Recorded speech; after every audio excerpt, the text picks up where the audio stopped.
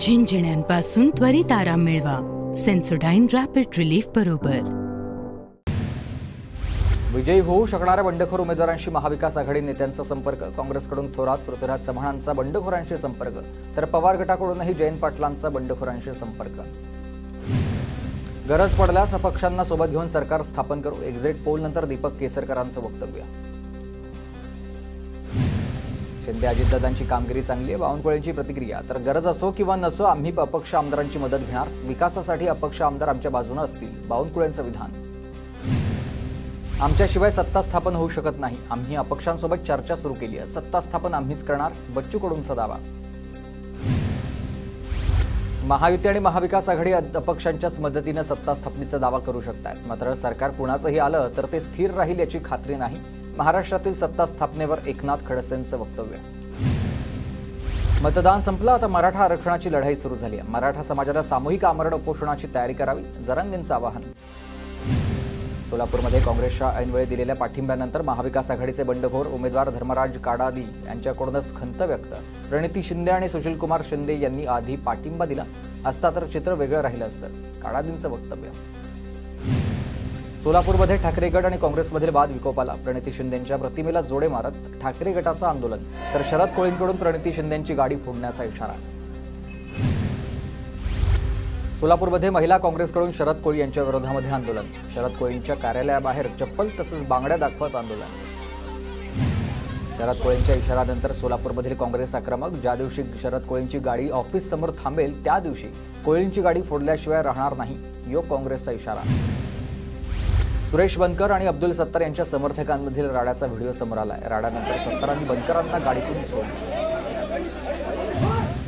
मुंबईच्या लोकांनी तोडफोड केली आणि माझ्या मुलावर पुतण्यावर गुन्हे दाखल केले. परळीच्या बँक कॉलनीमधील परिसरामधील कालच्याच या मतदान राड्यानंतर राजेसाहेब देशमुखांचा आरोप आहे. फेरमतदान घेण्याची त्यांनी मागणी केली आहे.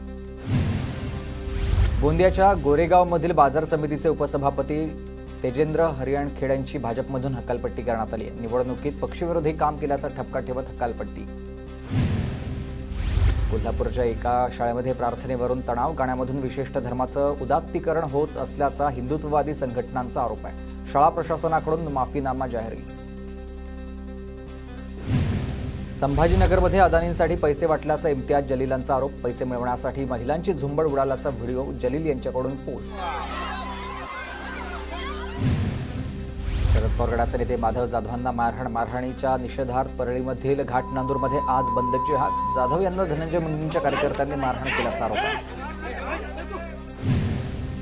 ठाकरे गटाचे जिल्हाप्रमुख रणजित ज्ञानेश्वर पाटलांना जीवे मारण्याची धमकी. रणजित पाटील यांनी परंडा पोलिसात गुन्हा दाखल केला आहे. नाशिकच्या नांदगावमधील राड्या प्रकरणी 4 वेगवेगळे गुन्हे दाखल. सुहास कांदे आणि समीर भुजबळ यांच्यासह समर्थकांवर गुन्हे दाखल झाले. जवळपास 200 ते 250 कार्यकर्त्यांवर वेगवेगळे गुन्हे दाखल.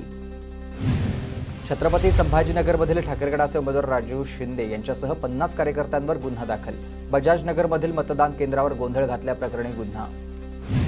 बीडच्या परळीमधील घाटनांदूर मतदान केंद्रावरील तोडफोड प्रकरणी 40 जणांवर गुन्हा दाखल. तरुणांकडून वेटिंग मशीनच्या साहित्याची तोडफोड करण्यात आली. मतदान करून मुंबईला निघणाऱ्या चाकरमान्यांचे भास्कर जाधवांकडून आभार व्यक्त. भास्कर जाधवांकडून चाकरमान्यांना प्रवासाच्या शुभेच्छा. घरात मृतदेह असताना परिवारांना बजावलाय मतदानाचा हक्क. जळगावच्या चाळीसगाव तालुक्यामधील कळमळू या गावामधली ही घटना. तर मुलगा सैन्य दलाच्या प्रशिक्षणासाठी असल्यानं मुलीनंच दिलाय अग्निडाग. पुण्याच्या कोथरूडमध्ये निकालापूर्वीच चंद्रकांत पाटलांचे विजयाचे बॅनर. कार्यकर्त्यांकडून चंद्रकांत पाटलांचे बॅनर.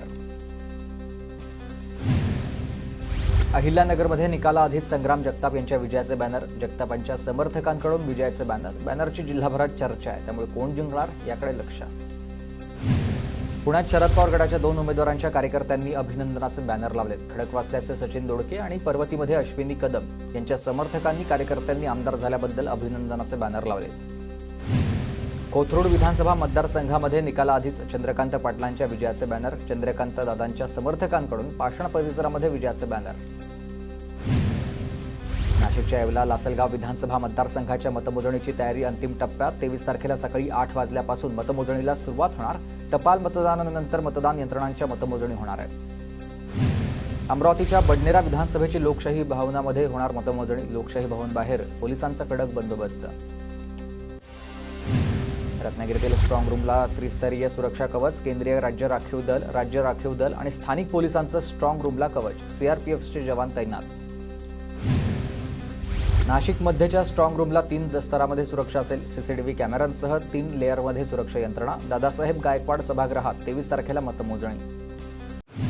पुण्यात मतदानाच्या मतपेट्यांसाठी कडेकोट सुरक्षा व्यवस्था. 24 सीसीटीव्ही कॅमेऱ्यांची करडी नजर असेल. 3 लेअरमध्ये सुरक्षा रक्षक तैनात आहेत.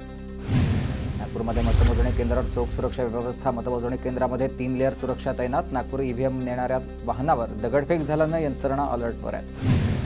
कुलाबातील जे स्कूल ऑफ आर्ट इथं स्ट्रॉंग रूम तयार झालं. ईव्हीएम मशीन आणि व्हीव्हीपॅट स्ट्रॉंग रूममध्ये सुरक्षित आहेत.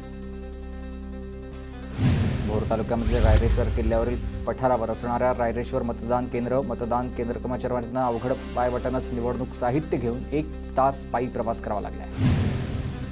जळगावच्या चोपडामधून निवडणूक प्रक्रिया आटोपून घरी परतणाऱ्या बीएलओचा अपघातामध्ये मृत्यू झालाय. लक्ष्मीकांत पाटील असं बीएलओचं नाव आहे. सातारामध्ये निवडणुकीचं काम संपवून घरी जाताना महसूल अधिकाऱ्याचा अपघातामध्ये रोहित कदम यांचा मृत्यू. रात्री 2:30 वाजताची घटना आहे. राज्यात आचारसंहितेच्या कालावधीमध्ये 706 कोटी 98 लाख रुपयांची मालमत्ता जप्त. सीव्हिजिल ॲपवर 10,134 तक्रारी निवडणूक आयोगाकडून निकाली. वाशिम शहरात मतदान प्रक्रियेदरम्यान मोबाईलनं व्हिडिओ रेकॉर्ड. हेमंत जिवानींकडून सोशल मीडियावर व्हिडिओ व्हायरल झाला.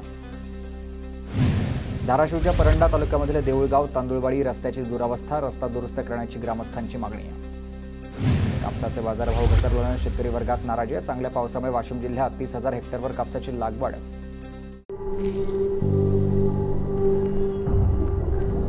झिंझिण्यांपासून त्वरित आराम मिळवा. सेन्सोडाइन रॅपिड रिलीफ बरोबर.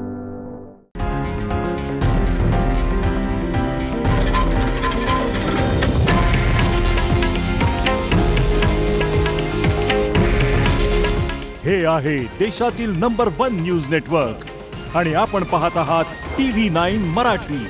काळजी तुमची, हित महाराष्ट्राचं.